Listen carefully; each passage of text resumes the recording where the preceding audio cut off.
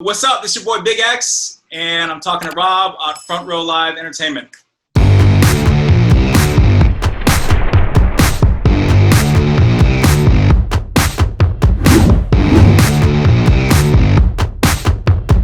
Let's jump in and talk about Gore, because as I mentioned to you before, this was literally like, as soon as the track started, I felt like I just got punched in the face. Like, it just goes hard Thank you, man. from the beginning, and it goes hard throughout. So talk to me about the creative process of this track in particular, and how different was it for you, as opposed to your previous material? Yeah, so this one was written and completed totally in the quarantine. So it was just me and my producer, Chris Paxton, who owns Nexus Audio. And he and I were just messing around. We were having these long sessions, just playing around with ideas. And this was one of those songs that just kind of came together really fast. Some songs take months and months for you to iron and throw out ideas. This one just kind of came together. It came together really fast recording wise too. I think I did most of the verse takes in like 1 or 2 takes, just because it's mainly like a vibe, not so much accuracy in my vocals. So it was just a fun song that just kind of built itself, and we had a really fun time doing it. As far as that vibe that you got, you started to scream a bit on this one. So what was this something that you kind of had to learn to kind of do it and nail it properly so you don't hurt yourself at the same time, and also so you're able to kind of perform it live once it comes down to that? Yeah. I mean, I've sung aggressively on tracks before. I've even let a little roar out here and there, but it wasn't too much of like screaming, like busting my lungs out. I was kind of going for more of a check your head, Beastie Boys kind of vibe, where it's more of like a fast flow. I think the type of distortion that we put on my vocals gives it like the lush appearance of screaming, because I sing it so aggressively. But really, it's more of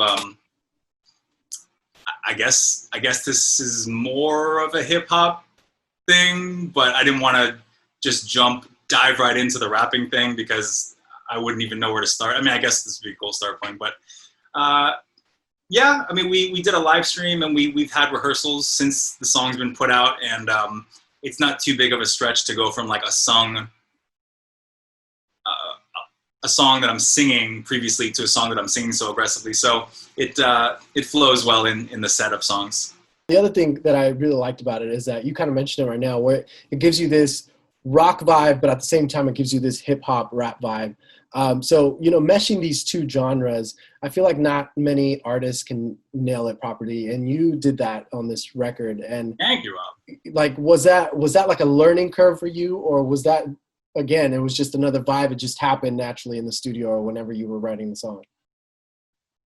I think I've always, worked with hip hop producers. I've always really loved hip hop music. I think everybody has. It's these days you can't really be one thing. If as an emerging artist, you really need to cover all the bases. I think you can't do hip hop anymore unless it's blended with some other fun stuff that nobody's ever heard before. You can't do rock anymore unless it's blended with some other stuff. It's like everybody's ears have heard the same formula in every genre so many times that you got to mix it up. And I love doing that. Because as a solo artist, I want to sound like everybody. I want to sound like this over here a little bit, and then I hear another cool song. I want to sound a little bit more dancey. I want to sound a little bit more funk.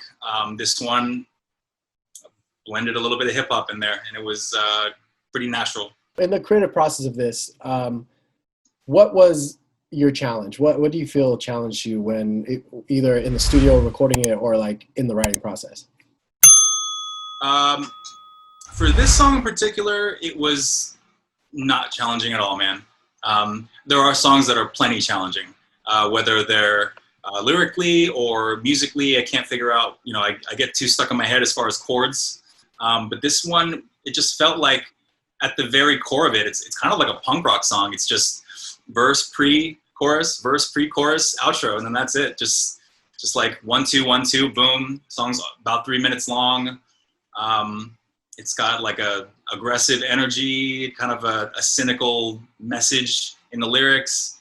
And yeah, I would say the most difficult part was when the song was like 90% done, all those little final bells and whistles, like the auxiliary sounds. Do we have a little pop right there? Do we have how big do we want the drop to be right there? And that was all just a joy to be a part of. So I wouldn't say it wasn't challenging at all. It was just, boom, magic. Now the song goes along perfectly with the video that you shot for it. And, you know, it kind of showcases your love for film at the same time. So when coming up with the concept for this film or for this music video, was this something that kind of happened as you were writing the track, or did you kind of have to figure it out before you can actually write a script for the music video? No. I think I'm a kind of a visual artist. So as I'm putting together a song or a beat, I'll naturally think of what movie scene it's for. Like what exactly is happening? What is the color of this particular shot or scene? I guess I'm always thinking about like, what could the music video for this song sound like? And I had the idea for these aggressive predators just tearing apart meat and growling and showing their teeth and like screaming at each other and just being in their natural habitat, and a bunch of like, you know, crime scene forensic images to give you the idea of like death and blood, and then a bunch of innocent young ladies to give you the idea of purity to kind of balance it out. Yeah, that with the lyrics of the song, I think paints a particular picture. And that's kind of what I was going for. For those that are not familiar with you, like talk a little bit about Big X. Who is Big X, and what is Big X all about? Big X is a character that I developed. Again, it kind of stems from an old World War II movie that I really like. It's called The Great Escape, and Steve McQueen's in it. He's an American soldier in a prison camp with a bunch of British officers, and there's this one British officer. He's considered a terrorist by the Nazis because all he does is sneak out, you know, Allied officers. He breaks them out. So he's like a professional escape artist. So he gets all these soldiers to come together and dig under the tunnel, travel out, and escape. And it just gave me the vibe of like a leader, an underground type leader. Not that I'm trying to build any kind of underground army, but it was a vibe that I liked. I liked that noir World War II theme, and it just seemed like a good outfit to put on for this particular project, because I want to try lots of stuff. I want to try heavy electronic. I want to jump into hip hop a little bit. I want to stay true to my rock roots. I want to go a little pop. I want to do a little everything. As you kind of mentioned all these genres and all these sounds that you want to be creating, what's next for you? Do you have more music that you're currently working on to be released, or do you want to give Gore, you know, as much life as possible before you go on to the next one? Yeah, you know, that's one thing that I always battle with as far as when to drop new music, how far apart I want them spaced. I feel like the guy who's going to win 2020, if that's even a thing, is the guy who hits upload the most. Because there are like 18-year-old kids that are just buying beats, rapping on them, and putting them out. And like, it's never been easier to put out music. And there's always somebody who's putting out more songs at a faster rate than you. Not that that's any incentive to, you know, incentivize your creativity, because if it comes out when it comes out for me. But you know, I want to drop something every month. That was kind of my MO at the beginning of this project. In the middle of last year, was put out a song a month. When you have like 10, 11, 12 songs out, start playing some shows. Can't play shows right now, so just keep dropping tracks, keep making music videos as creatively as you can with the tools that you have during the quarantine, and try to look busy. We're all just trying to look busy here, man. We're all trying to keep going.